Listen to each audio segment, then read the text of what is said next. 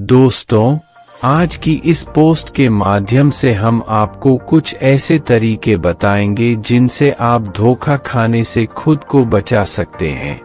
भावनात्मक रूप से कमजोर आदमी का लोग हमेशा फायदा उठाते रहते हैं। जो भी इंसान नर्म दिल का होता है, यानी कि भावनात्मक रूप से करुणान होता है, वह अपनी करुणा बस दूसरों की सहायता तो कर देता है, लेकिन बदले में उसे हमेशा धोखा ही मिलता है। तो क्या एक इंसान को भावनात्मक नहीं होना चाहिए? क्या उसे दूसरों पर भरोसा नहीं करना चाहिए? दूसरों की सहायता नहीं करनी चाहिए? क्या करुणावान और संवेदनशील होना गुनाह है या कोई गलती है? कोई संवेदनशील आदमी दिल का बहुत अच्छा होता है। आइए जानते हैं इस कहानी के माध्यम से। उससे पहले अगर आप भी भगवान बुद्ध को दिल से मानते हैं और उनके सच्चे भक्त हैं, तो कहानी को पूरा सुने और कमेंट बॉक्स में नमो बुद्धाय अवश्य लिखें। एक बार एक युवक जंगल के वृक्ष पर मुक्के मार रहा था। वह बहुत जोर जोर से मुक्के मार रहा था। वह अपने मन का गुस्सा निकालने की कोशिश कर रहा था। शायद उसको किसी ने धोखा दिया था या फिर उसके साथ बहुत बुरा हुआ था, जिससे वह बहुत ज्यादा परेशान था। उसे कहीं भी शांति नहीं मिल रही थी। वह लगातार उस वृक्ष पर मुक्का मार रहा था, जिससे उसकी उंगलियां लहूलुहान हो चुकी थी। उसी जंगल में एक शीतल पानी का झरना था। वहां पर एक बौद्ध भिक्षु रोज संध्या के समय स्नान करने आया करते थे। यह उनका नित्य का नियम था।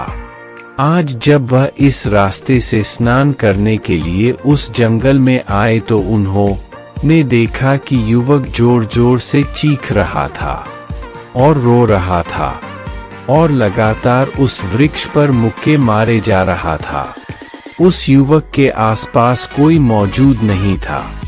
इससे उस भिक्षु को उस युवक की चिंता होने लगी। उसने सोचा कि अगर मैं इसे ऐसे ही अनदेखा करके चला जाऊं तो कहीं यह आत्महत्या ना कर ले। ऐसे विचार आने के बाद भी वह कुछ नहीं बोले। वह लगातार उस युवक की तरफ देखे जा रहा थे। कुछ देर तक तो उस युवक ने उस भिक्षु को नजरअंदाज किया, लेकिन कुछ देर बाद उसे अजीब सा लगने लगा। उसने सोचा, ना तो यह मुझे रोक रहा है और ना ही कुछ कह रहा है, यह तो बस मुझे देखे जा रहा है। इसका क्या मतलब है? बहुत अजीब आदमी है। ऐसे ही विचार उस युवक के मन में उठने लगे। जब कुछ देर बाद भी वह भिक्षु कुछ नहीं बोला तो युवक ने अचानक से उस भिक्षु से पूछा कि महाशय, आप अपने रास्ते क्यों नहीं चले जाते? आपको क्या मतलब आप यहाँ रुककर मुझे देख क्यों रहे हैं? भिक्षु ने बहुत शांत स्वर में कहा कि मैं तुम्हें रोक नहीं रहा हूँ, तुमसे कुछ कह नहीं रहा हूँ, तो मुझसे तुम्हें क्या परेशानी है?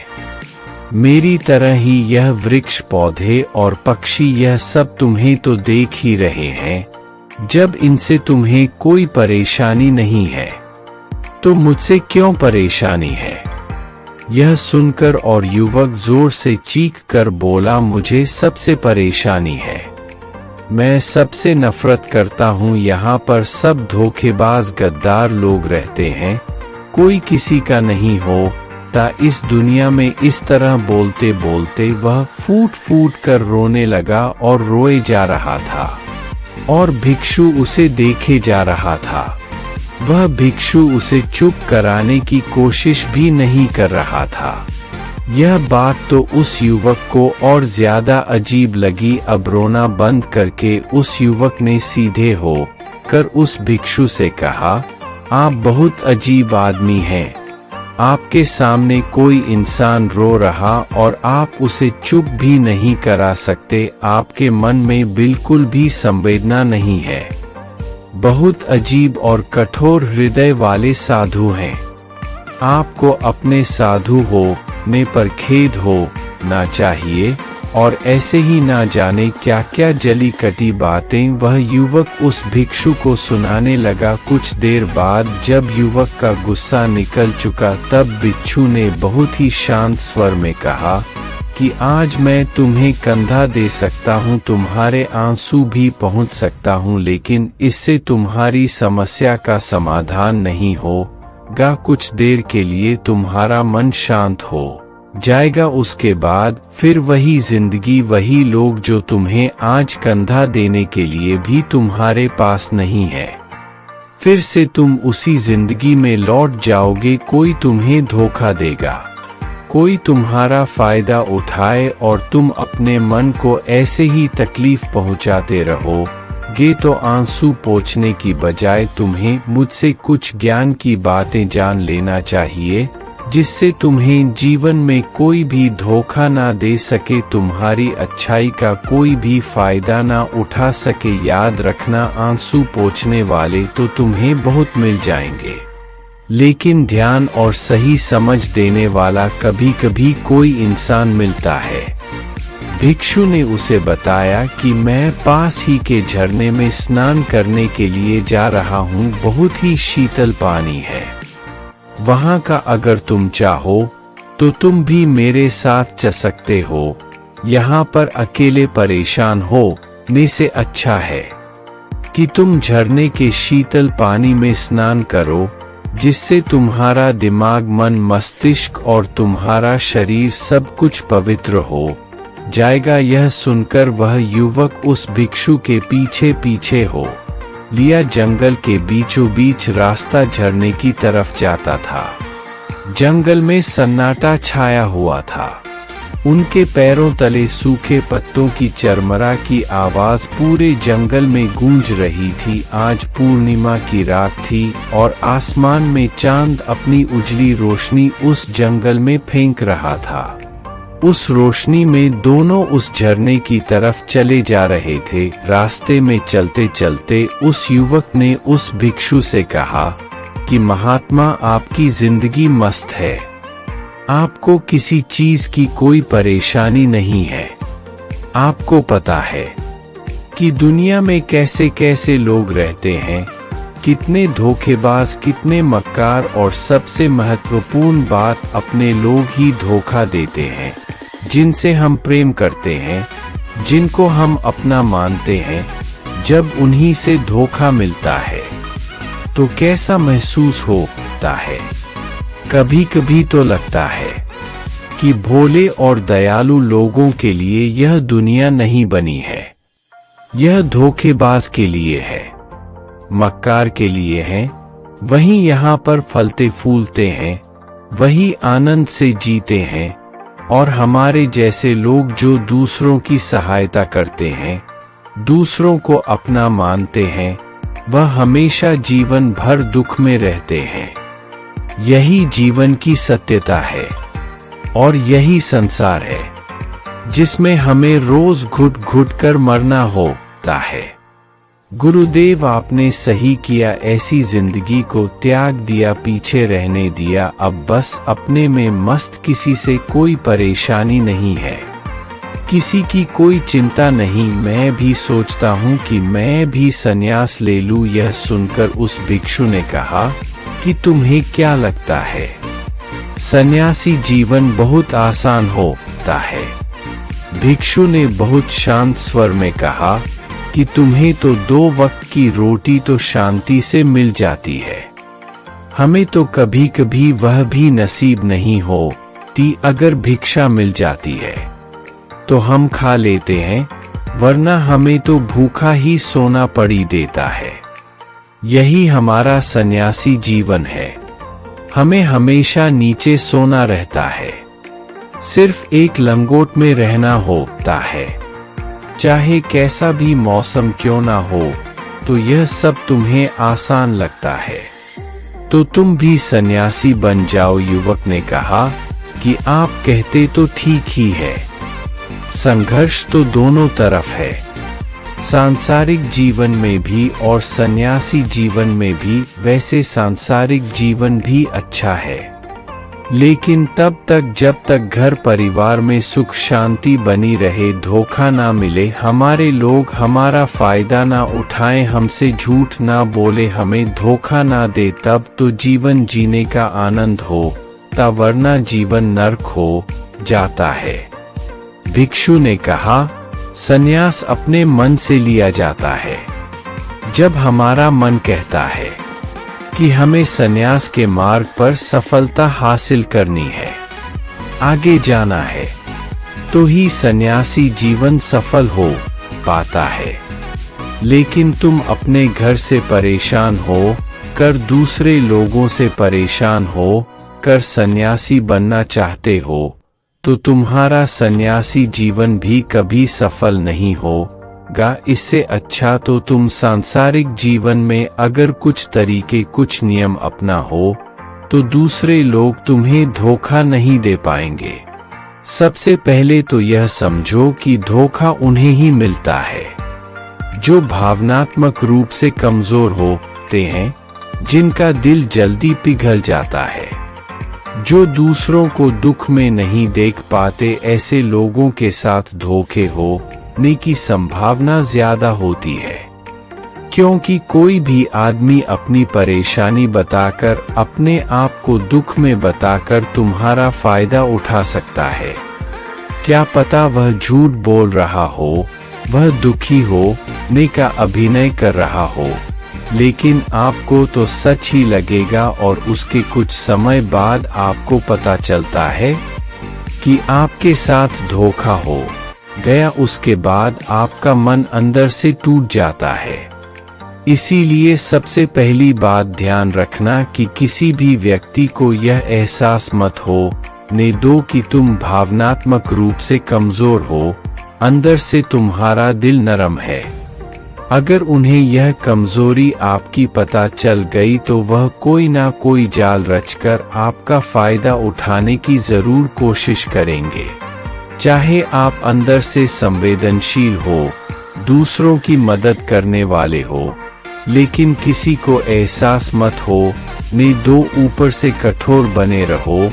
जब लोगों को लगेगा कि इससे कुछ बोलने का फायदा ही नहीं है, यह आदमी कठोर है, नहीं पिघलेगा, तो खुद वह लोग जो झूठे हैं वह आपके पास आएंगे ही नहीं, वह उन्हें चुनेंगे जो उनके आसान शिकार होंगे। दूसरी बात यह है कि हम बहुत जल्दी दूसरों पर विश्वास कर लेते हैं और हमारी जल्दी विश्वास करने की आदत ही हमें हानि पहुंचाती है। 2 दिन तुम्हें किसी से मिले हुए नहीं होते हैं और तुम एक दूसरे के हो जाते हो, एक दूसरे पर पूरा भरोसा करने लग जाते हो और यह भरोसा तीसरे दिन टूट भी जाता है और फिर तुम्हें धोखा मिलता है और फिर तुम परेशान होते हो। इसीलिए समय दो, किसी भी चीज को, किसी भी रिश्ते को आगे ले जाने के लिए समय की जरूरत होती है। समय के साथ तुम्हें सामने वाले इंसान की अच्छाई और बुराई पता चलती है। तब तुम्हें पूर्ण रूप से पता चलता है कि इंसान वास्तव में कैसा है, अच्छा है या बुरा है, और वह कुछ समय देने के बाद ही होता है। इसीलिए जल्दी किसी पर विश्वास मत करो। तीसरा तरीका समझने के लिए तुम्हें ऐसे लोगों को समझना होगा जो दूसरों की चापलूसी करते रहते हैं। कुछ लोगों की आदत होती है चापलूसी करने की, आपके सामने आपकी तारीफ करेंगे या आपके बारे में अच्छा बोलेंगे और आपको लगेगा कि यह इंसान कितने अच्छे हैं, मुझसे कितना प्यार करते हैं, लेकिन वास्तव में उनकी वह चापलूसी एक जाल होती है ताकि वह आपका दिल जीत सके, और उनको चापलूसी करने का मौका तभी मिलता है जब आप दिखावा करते हैं। अगर आप उनकी चापलूसी से प्रभावित ही नहीं होंगे तो कुछ समय बाद वह चापलूसी करना बंद कर देंगे। इसीलिए किसी के सामने दिखावा मत करो, वरना आप तो आकर्षण के केंद्र बन जाते हो। लोगों को लगता है कि शायद इसके पास बहुत ज्यादा धन संपदा है, इसीलिए इतना दिखावा कर रहा है। और इसी वजह से जो लोग आपका फायदा उठाना चाहेंगे वह आपके करीब आने की कोशिश करेंगे, आपसे चापलूसी करने की कोशिश करेंगे। अगला नियम बताते हुए भिक्षु ने झरने की तरफ इशारा किया। वह झरने के पास पहुंच चुके थे। युवक को भी एहसास हो चुका था क्योंकि वहां पर ठंडी ठंडी हवा चल रही थी। झरने की तरफ जाते हुए भिक्षु ने कहा कि सांसारिक जीवन में एक बात समझने की यह होती है कि हम जिसकी सहायता कर रहे हैं, चाहे किसी भी रूप में, धन से, शारीरिक रूप से, या जिस भी अवस्था में हम किसी की सहायता कर रहे हैं, तो हमें यह ख्याल रखना चाहिए कि सामने वाला वापस कभी भविष्य में हमारी सहायता करने योग्य है कि नहीं है। अगर किसी को पैसा उधार दे रहे हो तो यह समझो कि उसके पास आय का कोई साधन है कि नहीं है। कल भविष्य में वह तुम्हें वापस कर पाएगा कि नहीं कर पाएगा। अगर वह नहीं करेगा तो तुम्हें तकलीफ होगी, तुम्हें दुख होगा। ऐसे तो इंसान करुणा बस भिखारियों को भीख देता है, लेकिन वह गलत नहीं है, क्योंकि जो भी पैसा अपने सामने वाले को दिया है उससे आपके ऊपर कोई ज्यादा प्रभाव नहीं डालेगा अगर वह आपको वापस भी नहीं लौटाए। तो अगर किसी ऐसे इंसान को पैसा देना है जो कभी वापस नहीं लौटा पाएगा, तो उतना ही दे चाहिए जिससे तुम्हारे ऊपर ज्यादा दबाव ना बने। अगर वह वापस भी ना कर सके तो तुम्हें दुख ना पहुँचे। अब तक वह दोनों झरने पर पहुँच चुके थे। दोनों ने अपने वस्त्र उतारकर उस झरने के शीतल पानी में कूद गए। पानी ठंडा था।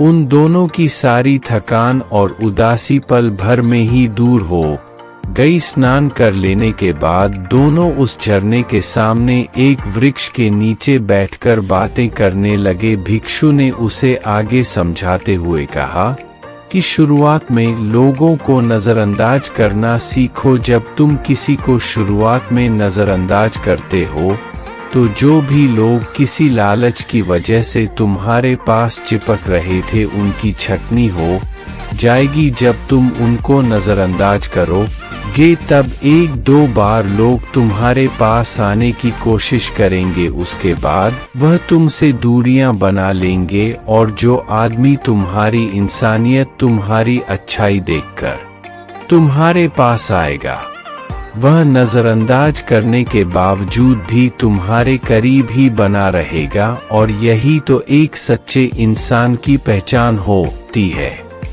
जो हमारे अपने होते हैं उनसे हम तकरार भी कर लेते हैं, कला भी कर लेते हैं, उसके बावजूद भी वह हमारी बातों का बुरा नहीं मानते हैं। चाहे कुछ ही समय के लिए वह हमसे नाराज रहे, लेकिन कुछ समय बाद फिर से हम एक हो जाते हैं। और यही तो घर परिवार का मतलब होता है, यही तो अपनों का मतलब होता है। इसीलिए शुरुआत में अनजान लोगों को नजरअंदाज करना सीखो, इग्नोर करना सीखो, ताकि धोखेबाज मक्कार लोग तुम्हारे करीब ही ना आ पाए। अपने इस वार्तालाप को खत्म करते हुए भिक्षु ने अपनी आखिरी और पांचवी बात बताते हुए कहा कि यह आखिरी सीख सबसे ज्यादा महत्वपूर्ण है। सब कुछ हो ने बाद भी तुम्हें धोखे मिल सकते हैं, लेकिन तुम अगर अपने आँख और कान और अपना दिमाग खोल कर रखते हो, अगर तुम क्षमे रहोगे, ध्यान करोगे, तो तुम्हें इंसान की आंखें देखते ही समझ में आ जाएगा कि उसे तुमसे क्या चाहिए। तुम उसकी इच्छा और उसका स्वभाव उसकी आंखों में ही देख सकते हो। लोगों की आंखों में, उनकी वाणी में, उनके स्वभाव में उनका सब कुछ दिखाई देता है। बस हम ही अपनी आंखें मूंद कर रहते हैं। दूसरे लोगों से जानो, उसके रिश्तेदारों से जानो, उसके परिवार वालों से जानो कि वह इंसान कैसा है, दूसरों के साथ उसका व्यवहार कैसा है। उसकी जांच करो, तब किसी पर विश्वास करो।